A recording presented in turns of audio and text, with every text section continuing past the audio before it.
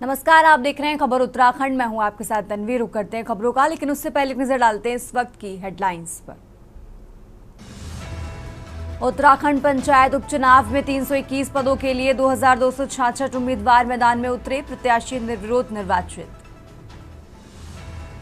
उत्तराखंड में नर्सिंग अधिकारियों के 587 पदों को भरने के लिए विज्ञापन जारी, 27 नवंबर से शुरू होंगे ऑनलाइन आवेदन।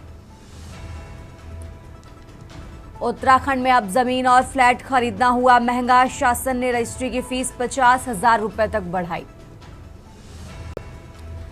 देहरादून एयरपोर्ट पर सीएनएस प्रबंधन की दक्षता बढ़ाने को मैनेजमेंट कोर्स से शुरू, देश भर के हवाई अड्डों के 11 प्रतिभागी लेंगे हिस्सा। उत्तराखंड में आयोडाइज्ड नमक में मिलावट की खबर के बाद प्रदेश भर में उठान पर लगी रोक, रुद्रपुर लैब की रिपोर्ट में हुआ खुलासा। देहरादून से बद्रीनाथ तक बढ़ी सर्द हवाओं की रफ्तार, उत्तराखंड में ठंड ने बढ़ाई जोर। आप देख रहे हैं के न्यूज़, खबरों का सारथी। और चलिए अब रुक करते हैं खबरों का। देहरादून के नेहरू कॉलोनी क्षेत्र में हिम पैलेस होटल के पास दो वाहनों की मामूली टक्कर के बाद सड़क पर हुए विवाद ने मारपीट का रूप ले लिया। घटना की सूचना मिलते ही नेहरू कॉलोनी पुलिस मौके पर पहुंची और हंगामा कर रहे 5 युवकों को हिरासत में लेकर गिरफ्तार किया गया। पुलिस के अनुसार दोनों पक्षों के बीच किसी प्रकार की पुरानी रंजिश नहीं थी और मामला केवल वाहन टक्कर से शुरू हुआ था। सभी आरोपियों के खिलाफ आवश्यक कानूनी कार्रवाई फिलहाल की जा रही है।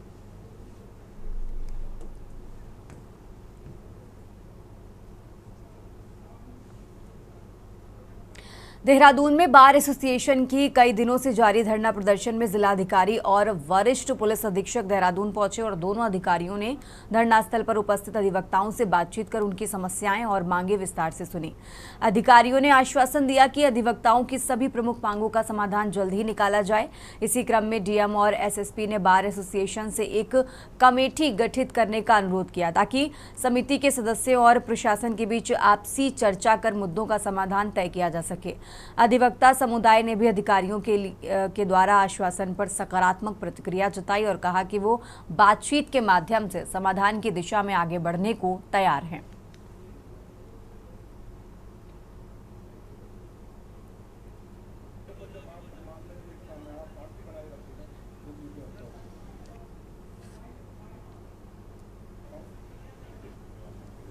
ये हमारा जो धरना 7 दिनों से चल रहा था, जो हमारी मांग है अधिवक्ताओं के लिए नई बिल्डिंग में जो जुडिशरी की नई बिल्डिंग बनी है, तो जो 5 बीघा भूमि आवंटित की गई है उसमें अधिवक्ताओं के लिए चैम्बर सरकार बना के दे। उसके अलावा जो रहने बसेरे के लिए जो जमीन आवंटित की गई है सरकार द्वारा, वो जमीन भी हमें वापस दिया जाए, क्योंकि 5000 अधिवक्ता है देहरादून के अंदर। उस 5000 अधिवक्ताओं के लिए चैम्बर में व्यवस्था ना होने के कारण ये रोष है। बड़े संवेदनशील हैं देहरादून के जो डीएम है, अक्सर देखते रहते हैं, बहुत सारी समस्याओं का त्वरित समाधान कर देते हैं। आज वो हमारे बीच में भी एसएसपी साहब के साथ उपस्थित हुए और पूरे आश्वासन दे करके गए कि हम एमडीडी के साथ बैठ जाएंगे, हम एक नक्शा बना लेंगे, हम आप लोगों को नहीं उतारेंगे। देखिए, जो आज माननीय जिलाधिकारी द्वारा उनके एसडीएम साहब भी आ रखे थे, सिटी मजिस्ट्रेट साहब भी आ रखे थे, तहसीलदार साहब भी आ रखे थे, एसएसपी साहब भी आ रखे थे, तो उन्होंने कहा कि आपको वहाँ 5 बीघे जमीन आवंटित हुई है और आपको हम इधर भी जमीन देंगे। आप अपना प्रपोजल दो हमें कि आपको कितनी जमीन इधर चाहिए। और अब खबर रुड़की के मंगलौर से है, जहां Sun Life Health Care Private Limited company के बाहर श्रमिकों ने प्रदर्शन कर मांगों को लेकर धरना शुरू किया। रुड़की के मंगलौर स्थित झबरेड़ा रोड पर Sun Life Health Care Private Limited के बाहर सैकड़ों श्रमिकों ने जोरदार धरना प्रदर्शन शुरू कर दिया। प्रदर्शन में महिलाओं और पुरुषों की भारी संख्या देखने को मिली। धरने की अगुवाई पीपुल्स यूथ फाउंडेशन के राष्ट्रीय अध्यक्ष ललित कुमार ने की। ललित कुमार का कहना है कि श्रमिकों की 5 मुख्य मांगे हैं और जब तक कंपनी प्रबंधन इन मांगों को पूरा नहीं करेगा, धरना प्रदर्शन जारी रहेगा। ये जो सन लाइफ कंपनी है, इसमें मजदूरों के साथ में शोषण हो रहा है। ये मिनिमम वेजेस को फॉलो नहीं कर रहे हैं। मतलब ये 5000-6000 रुपए तनख्वाह महीने की देते हैं, वो भी 30 दिन की। और महिलाओं के साथ इतना शोषण है, इसमें लगभग सैकड़ों महिलाएं काम करती हैं। दिन में एक टाइम से ज्यादा टॉयलेट में नहीं जा सकती। दूसरा, 12 घंटे, 8 घंटे, 10 घंटे इनसे काम कराते हैं, उसका कोई डबल ओवर टाइम नहीं है। और ये शोषण बहुत बड़े स्तर पर है। सेक्सुअल हरासमेंट, कास्ट बेस पर डिस्क्रिमिनेशन यहाँ कंपनियों में होता है। कॉन्ट्रैक्ट बेस पे जो महिलाएं और जो मजदूर रखे जाते हैं उनके साथ तो बेइंतहा शोषण किया जाता है। पीपल सोशल एक्शन के माध्यम से हमने एक आंदोलन चलाया और किसी भी देश के मजदूर के साथ अन्याय नहीं होना चाहिए, इसके लिए ये आंदोलन समर्पित है। और हम पीपल्स यूथ फ्रंट के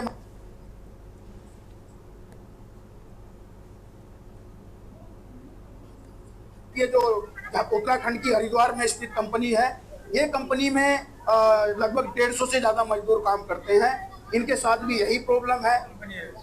ये सरकारी कंपनी है, हमें बहुत दिक्कत है इस कंपनी में। एक तो हमारी सैलरी कम है, सबसे ज्यादा 30 दिन के हमें कुल 8-7 हजार रुपए दिए जाते हैं। हमें अंदर ही टॉर्चर भी करा जाता है। इस तरह का टॉर्चर? हमें ये टॉर्चर करा जाता है कि अगर तुम छुट्टी रखोगे तो तुम्हारी ये छुट्टी एक्स्ट्रा कटेगी। इस तरीके के टॉर्चर करे जाते हैं। ये कहते हैं उनको करते छुट्टी करोगे तो उसका रीजन बताओ। एक बात ये है कि कोई रीजन, लेडीज की इतनी प्रॉब्लम होती है कि मतलब कि कोई रीजन बता सकती है, कोई रीजन नहीं बता सकती है। ये भी बोलते हैं अगर तुम्हें बुखार है तो उसे लिखवा के लेके आए। अब हम गरीब आदमी हैं तो हम अस्पताल में थोड़ा ही ना जाएंगे। जारी नहीं कह सकते हैं। आज इन लोगों को कुछ प्रॉब्लम हुई है, उसके लिए हम बोल रहे हैं कि जो भी इन लोगों की प्रॉब्लम है हम बिल्कुल उसका सोल्यूशन करेंगे, जो भी जेन्युइन प्रॉब्लम है। इनका साफ तौर पर कहना है कि सरकारी मानकों के अनुसार इनको सैलरी नहीं मिली। नहीं, वो इनका गलत है, ऐसा नहीं है। हाँ, कुछ कॉन्ट्रैक्ट में लेबर होंगी जो कॉन्ट्रैक्टर को हमने दिया हुआ है काम, वो पर नीचे करते हो, बट हम ऐसा नहीं करते। सर, पूर्व में भी यहाँ पे धरना आया लगातार। अगर मैं बात करूँ, कई बार धरना प्रदर्शन, लेकिन केवल आश्वासन दिया जाता है, उनकी समस्या का समाधान नहीं किया जाता। सर एक्चुअली क्या है, पहले भी जो कुछ थोड़ी छोटी मोटी प्रॉब्लम हो जाती है वर्कर के बीच में। आगे बढ़ते हैं खबरों में। अब खबर रुद्रपुर से है, जहां नगर निगम की प्रभारी मुख्य नगर आयुक्त शिप्रा जोशी पांडे अब पूरी तरह एक्शन मोड में नजर आ रही हैं। नगर निगम बोर्ड बैठक में उन्होंने जिले के सभी संबंधित विभागों को सख्त चेतावनी दी है कि यदि नगर निगम की किसी भी संपत्ति को नुकसान पहुंचाया गया तो उनके खिलाफ सीधे FIR दर्ज की जाएगी। बैठक के दौरान प्रभारी MNA ने बताया कि उन्हें लगातार शिकायतें मिल रही थी कि जिले के कुछ विभाग विभिन्न इलाकों में काम करते समय नगर निगम की संपत्तियों को नुकसान पहुंचा रहे हैं। इस मामले को गंभीरता से लेते हुए उन्होंने अधिकारियों को साफ निर्देश दिए कि भविष्य में किसी भी तरह की लापरवाही बर्दाश्त नहीं की जाएगी।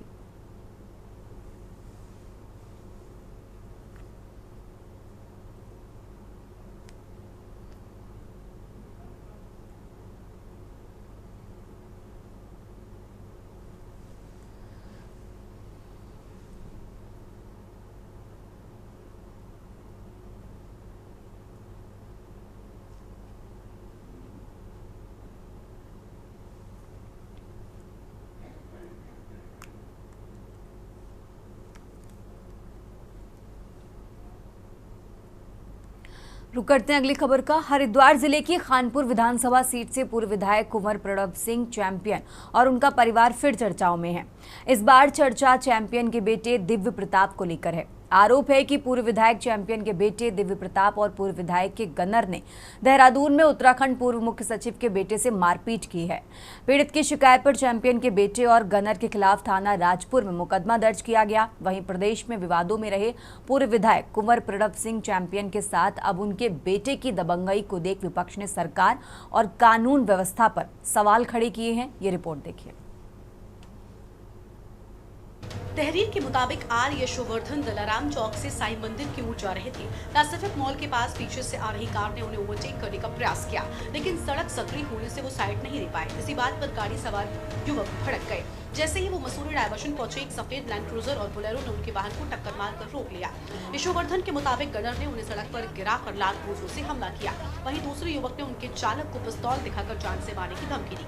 आरोप ये भी है कि मारपीट के दौरान गनर ने उनकी शर्ट पर लगे राष्ट्रीय ध्वज पर लात मारी, जिससे मामला और गंभीर हो गया। राजपुर थाने में दोनों के खिलाफ मारपीट, धमकी, सड़क दुर्घटना और शस्त्र प्रदर्शन करने सहित कई धाराओं में मुकदमा दर्ज हो गया है। बोलेरो को सीज कर लिया गया है, जबकि लैंड क्रूजर की भी लोकेशन चिन्हित की जा रही है। पुलिस अब कार्रवाई में जुटी है। टीमों को संभावित ठिकानों पर भेजा गया है। एसएसपी ने पूरे प्रकरण की मॉनिटरिंग खुद करने की बात कही है। कांग्रेस पार्टी के प्रदेश उपाध्यक्ष सूर्यकांत गजमाना का कहना है कि जिस तरह से पूर्व मुख्य सचिव के बेटे के साथ में पूर्व विधायक के बेटे ने मार पिटाई की है, इससे कानून व्यवस्था पर सवालिया निशान लग रहा है। उनका कहना है राजधानी देहरादून में कानून व्यवस्था चरमरा गई है, कानून की धज्जियां उड़ा रहे हैं और बहुत ही गंभीर मामला है, इसमें सख्त कार्रवाई होनी चाहिए। 14 तारीख की रात्रि को थाना राजपुर पर शिकायत मिली थी, जिसमें कंप्लेनेंट है श्री यशोवर्धन जी और उनके साथ एक टैक्सी में जा रहे थे। उनके द्वारा शिकायत दी गई कि जब वो राजपुर रोड पर जाकर क्रॉस कर रहे थे तो वहाँ पर एक गाड़ी जो है एक एसयूवी गाड़ी और इसके पीछे जो है एक स्कॉर्पियो बोलेरो गाड़ी थी, जिसके द्वारा सायरन बजा के उनको ओवरटेक किया गया था। और ओवरटेक करने के बाद आगे उस गाड़ी को रोककर ड्राइवर के साथ गाली गलौज मारपीट की गई और एक वेपन निकाल के उसको धमकाया गया था। चूँकि समस्त घटनाक्रम में उस समय जो कंप्लेनेंट थे उनके द्वारा वो किसी को उसमें पहचानते नहीं थे, ना ही जो ड्राइवर था वो किसी को उसमें पहचानता था, बट उनके द्वारा जो एफआईआर में जो गाड़ी का नंबर दिया गया, इसके आधार पर वहाँ की सीसीटीवी फुटेज को चेक किया गया और उस गाड़ी के आधार पर गाड़ी के ओनर को ट्रेस किया गया तो उसमें दिव्य प्रताप का नाम पता चला था जो उस गाड़ी में सवार था। इस तत्काल बाद एक पुलिस टीम द्वारा मुकदमा लिखने के बाद अगले दिन जो इस गाड़ी जो बोलेरो जो चल रही थी, जो सायरन बाजार, जिसमें पुलिसकर्मी की बात आई थी कि उसमें सवार था, उस पुलिसकर्मी की पहचान करते हुए पता चला कि वो गनर उनके पिताजी को आवंटित था। इसके आधार पर जो एक रिपोर्ट एसएसपी हरिद्वार को भेजी गई थी, जिस पर तत्काल संज्ञान लेते हुए उन्होंने उसको निलंबित करके विभागीय कार्रवाई प्रारंभ कर दी है। प्रदेश में कानून व्यवस्था ध्वस्त है, इस बात को हम शुरू से कह रहे हैं और सबसे खराब बात यह है, चिंताजनक बात यह है कि सत्ताधारी दल के लोग, सत्ताधारी दल से जुड़े हुए लोग, उसके दायित्वधारी, उसके पदाधिकारी, उनके विधायक, सांसद, उनके पुत्र इस प्रकार की घटनाओं को अंजाम दे रहे हैं, जिससे राज्य में जो कानून व्यवस्था के जिम्मेदार लोग हैं वो कार्रवाई नहीं कर पाते। अब पुलिस क्या कार्रवाई करेगी? चैंपियन साहब कुछ करते हैं तो उनके खिलाफ तो कार्रवाई नहीं होती, ये बात समझ में आ रही है हमें लंबे समय से। लेकिन उसके साथ साथ उनका बेटा भी जिस प्रकार के गुल खिला रहा है, जिस प्रकार से मारपीट कर रहा है, गुंडागर्दी कर रहा है, मैं समझता हूँ बहुत अफसोसनाक है और राज्य की सरकार में इस प्रकार की घटनाएं आम हो गई है। चिंता सबसे बड़ी ये है कि जो रक्षक है वही भक्षक बना है। देखिए, सबसे पहली बात तो यदि कोई अपराध घटित हुआ है तो कोई रिलैक्सेशन नहीं दिया जा सकता। जितना अपराध उतनी सजा और पुलिस को अपना काम करना चाहिए। एक अभिभावक के नाते मैं कह सकता हूँ, क्योंकि मेरे भी बच्चे हैं, कि हमको अपने बच्चों को इस राह पर जाने से रोकना चाहिए, एक बेहतर इंसान बना के खड़ा करना चाहिए। अगर कहीं कोई गलती हो रही है, गलत राह जा रहे हैं, तो उन बच्चों को ये राह ठीक कर उनको सही रास्ता दिखाए। बहुत छोटा है बच्चा है हमारा, मैं भी उसको बचपन से जानता हूँ, तो संभवतः चैंपियन सोच भी रहे होंगे कि ये सब नहीं होना चाहिए था, लेकिन अपराध हुआ है तो कार्रवाई होगी। वहीं कानून व्यवस्थाओं पर विपक्ष ने भाजपा सरकार पर कई गंभीर सवाल खड़े कर दिए हैं। कांग्रेस का तो ये मानना है कि ये सब भाजपा सरकार की देखरेख में कानून व्यवस्थाओं को लेकर मजाक बनाया जा रहा है। दावी सरकार कानून व्यवस्थाओं को सुधारने की जगह गुंडा राज को प्रदेश में अपना रही है, जिसकी वजह से अब प्रदेश में अपराध बढ़ता नजर आ रहा है। वहीं यूकेडी ने भी सरकार की तानाशाही कानून व्यवस्था का आरोप लगाया है। ये अगर मैं औखान में कहूँ तो ये बहुत खतरनाक होता है और इसका लोग गलत मतलब निकालते हैं, लेकिन आपको नॉर्मल भाषा में समझा देता हूँ कि ये कोई बाहर का नहीं है, बल्कि सरकार ने पाले हुए गुंडे हैं। क्योंकि जब परवण जी खुद विधायक थे तो वो भी संसद के बाहर सभाओं में गोली लहराया करते थे, तब तो सरकार ने रोका नहीं। और अगर अब उनके बच्चे ने कर दिया और सरकार के ही जो पूर्व सचिव से किया है, तो सरकार को समझ जाना चाहिए कि ये अपराध आपने ही पाला है और इस अपराध के दोषी आपकी सरकार ही है, आपकी सरकारें हैं। और परवण जी को एक ही उसमें ले रहे हैं। उन्होंने तो जब कांग्रेस की सरकार थी तब भी अपना जो तमचा लहराते थे और जब बीजेपी की थी तब भी लहराते थे। अपराध तो बहुतायत में हो रहे हैं, मैंने कहा तो उत्तराखंड, बिहार और यूपी को पछाड़ चुका है जिस तरह से अपराध यहाँ पर हो रहे हैं। यदि यहाँ एक नेता का बेटा, जनप्रतिनिधि का बेटा जो है सीनियर अधिकारी के बेटे को मारपीट कर रहा है और कनपट्टी पे उसके ड्राइवर के बंदूक रख रहा है, तो आप सोच सकते हैं कि यहाँ क्या हालात हैं। लेकिन गौमांस वाला जो प्रकरण है हल्द्वानी का, वो अपने आप में बहुत ही गंभीर प्रकरण है। लेकिन मैं इस सरकार से कहना चाहती हूँ कि पहले गौमांस निर्यात को तो रोकिए। गौमांस निर्यात को आप रोकते नहीं, हम अव्वल आते चले जा रहे हैं गौमांस निर्यात में। तो बड़े बड़े जो निर्यात करने वाले मालिक हैं उन पर तो आपका लाठी डंडा चलता नहीं है। लेकिन ये लोग जो कर रहे थे वो अपने आप में अगर गंभीर अपराध है तो इस पर कार्रवाई होनी चाहिए। क्योंकि अब यहाँ जो हम देख रहे हैं उत्तराखंड में सांप्रदायिक ध्रुवीकरण होने लगा है, पोलराइजेशन होने लगा है, समाज में जहर घोलने का काम कुछ लोग कर रहे हैं। देखिए, भारतीय जनता पार्टी ने हमेशा शुचिता को लेकर के राजनीति की है और हम चाहते हैं कि हमारा आचार, हमारा व्यवहार ठीक हो और किसी भी प्रकार का उसमें किसी प्रकार का विरोधाभास नहीं हो। और हम किसी भी इस प्रकार के जो कृत्य होते हैं उसका समर्थन कभी नहीं करते हैं। हम प्रत्येक व्यक्ति से, प्रत्येक नागरिक से एक अच्छे व्यवहार की कल्पना कर सकते हैं और हम सबको उसी तरह का व्यवहार करना भी चाहिए।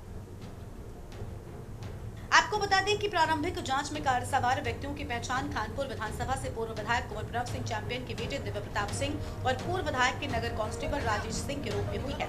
पुलिसकर्मी पर अनुशासनात्मक कार्रवाई के लिए हरिद्वार एसएसपी से पत्राचार किया गया, जिस पर कार्रवाई करते हुए मुकदमा दर्ज होने के बाद ही हरिद्वार एसएसपी ने पुलिसकर्मी को निलंबित कर दिया है। साथ ही मामले की गंभीरता की जाँच की जा रही है, लेकिन सवाल यह है कि अब तक ब्याज कल्चर की कार्रवाई को कब तक समाप्त किया जाएगा और पहले से ही विवादों में रहे चैंपियन परिवार से सरकार द्वारा दी जा रही सुविधाओं को खत्म किया जाना जरूरी है, ताकि भविष्य में फिर कोई इस तरह की घटनाओं पर अंकुश लग सके।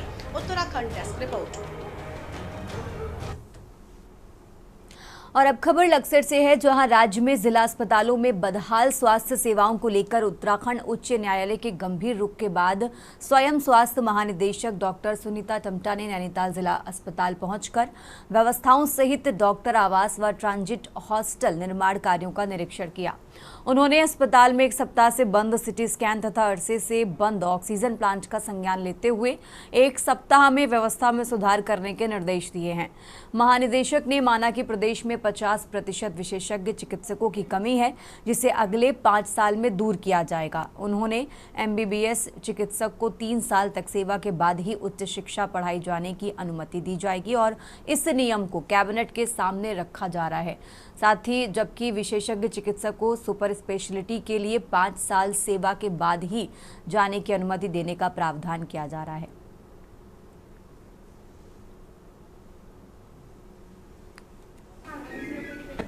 कुछ विशेषज्ञ कम है यहाँ, जैसे स्पेशली एक पीडियाट्रिशियन की कमी इन्होंने बताई, क्योंकि 3 पद हैं, उसके सापेक्ष एक ही है, बाकी तो स्पेशलिस्ट हैं इनके पास। लेकिन ये है कि अभी कुछ ये गायनेकोलॉजिस्ट भी कम थे और ये तुम्हारा एनेस्थेटिस्ट इनकी छुट्टी पर थी, वो मैंने देखा कि अब आ गई है। कल लगभग 8 महीने से छुट्टी पर मैटर्निटी पर थी, तो लेकिन अब आ गए हैं। अब एट प्रेजेंट 3 एनेस्थेटिस्ट भी हैं इनके पास और बाकी व्यवस्था इनकी ठीक ही है। कुछ निर्माण कार्यों का मैंने समीक्षा कर रही है और थोड़ा भ्रमण भी किया कि क्या क्या निर्माण कार्य होंगे। आगे बढ़ते खबरों में, कालाढूंगी में स्थानीय निवासियों ने अपने घरों पर स्मार्ट मीटर लगाने का जमकर विरोध किया है। वहीं वार्ड नंबर 1 सभासद रोहित के बिना अनुमति मीटर लगाने पर उपभोक्ता ने विद्युत विभाग कर कानूनी कार्रवाई की चेतावनी दी है। वहीं पहले से ही कालाढूंगी बैलपड़ाव के ग्रामीण भी स्मार्ट मीटर लगवाने के खिलाफ हैं और विरोध प्रदर्शन कर रहे हैं। इधर जिला पंचायत सदस्य अरबंद कंबोज ने कहा कि सरकार जनता को लूटने का काम कर रही है। सरकार गरीबों के यहाँ स्मार्ट मीटर लगाकर उनका उत्पीड़न कर रही है। उन्होंने कहा कि ये मीटर लगने से छोटे किसान और गरीब लोगों पर मार पड़ेगी। ऐसे में जो पूंजीपति लोग हैं उनको यहाँ पहले ये मीटर लगाने की कार्रवाई क्यों नहीं की जा रही।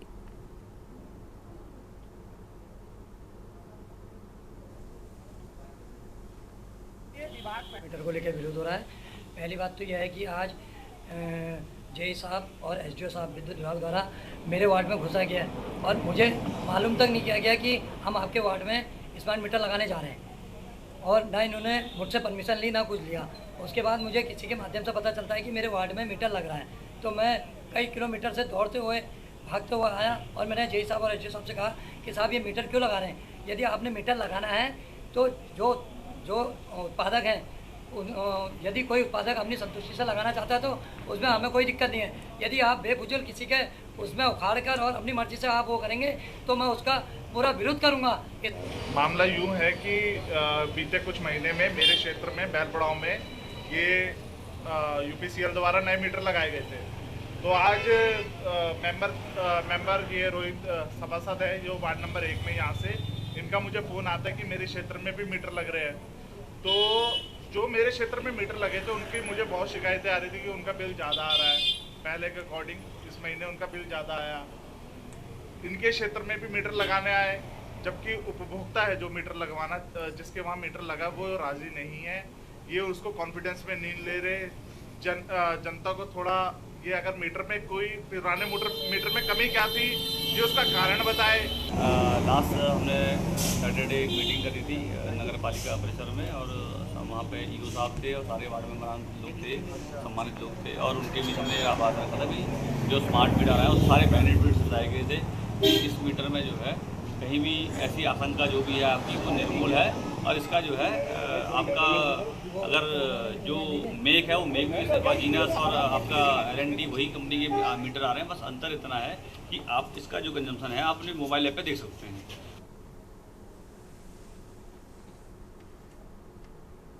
रुक करते हैं अगली खबर का। देहरादून के राजपुर रोड पर मारपीट और धमकी के मामले में पुलिस ने तुरंत कार्रवाई की है। वादी यशवर्धन की शिकायत के आधार पर दर्ज मुकदमे में CCTV फुटेज से दिव्य प्रताप सिंह और एक पुलिसकर्मी की पहचान हुई है। आरोपी पुलिसकर्मी को हरिद्वार SSP ने तत्काल निलंबित कर दिया है। जांच में हथियार दिखाए जाने की पुष्टि होने पर आर्म्स एक्ट की धारा जोड़ी गई और लाइसेंस निरस्तीकरण करते हुए रिपोर्ट जिलाधिकारी को भेजी गई है और घटना में प्रयुक्त वाहन को भी सीज कर दिया गया है।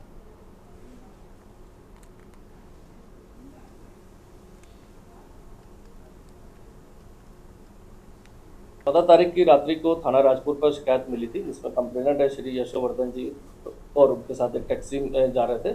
उनके द्वारा शिकायत दी गई कि जब वो राजपुर रोड पर जाकर क्रॉस कर रहे थे तो वहाँ पर एक गाड़ी जो है एक SUV गाड़ी और इसके पीछे जो है एक स्कॉर्पियो बोलेरो गाड़ी थी, जिसके द्वारा सायरन बजा के उनको ओवरटेक किया गया था और ओवरटेक करने के बाद आगे उस गाड़ी को रोककर ड्राइवर के साथ गाली गलौज मारपीट की गई और एक वेपन निकाल के उसको धमकाया गया था।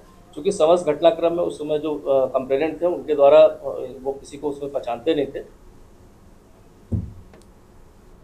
और अब खबर नैनीताल से है, जहां उत्तराखंड हाईकोर्ट ने कॉर्बेट पार्क में जिप्सी संचालन को लेकर नए पंजीकृत स्थानीय वाहन चालकों को पार्क की लिस्ट में शामिल नहीं किया है। और इस मामले में दायर जनहित याचिका पर सुनवाई के बाद कोर्ट की खंडपीठ ने डायरेक्टर कॉर्बेट पार्क से पूछा कि स्थानीय लोगों को रोजगार उपलब्ध कराने के लिए जिप्सी पंजीकरण प्रक्रिया में नए जिप्सी संचालकों के लिए क्या मानक तय किए गए हैं। इसकी 10 दिनों के भीतर विस्तृत रिपोर्ट पेश करें।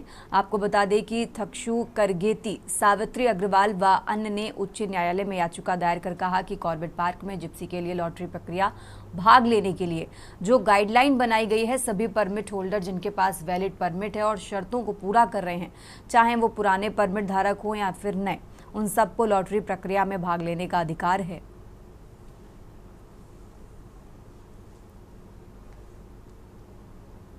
इसमें रामनगर में कॉर्बेट पार्क के जिप्सी पंजीकरण की प्रक्रिया को लेकर कोर्ट सुनवाई कर रही है और कोर्ट ने आज जो डायरेक्टर कॉर्बेट टाइगर रिजर्व है उनसे ये कहा है कि वहाँ पर जिप्सी पंजीकरण के लिए क्या नियम है, क्या मानक अपनाए जा रहे हैं और स्थानीय जो रोजगार के अवसर हैं उनको कैसे स्थानीय लोगों को उपलब्ध कराया जा रहा है, इस सब के संबंध में वो विस्तृत विवरण अगली तारीख पर दाखिल करेंगे। उसमें 10 दिन का समय दिया है।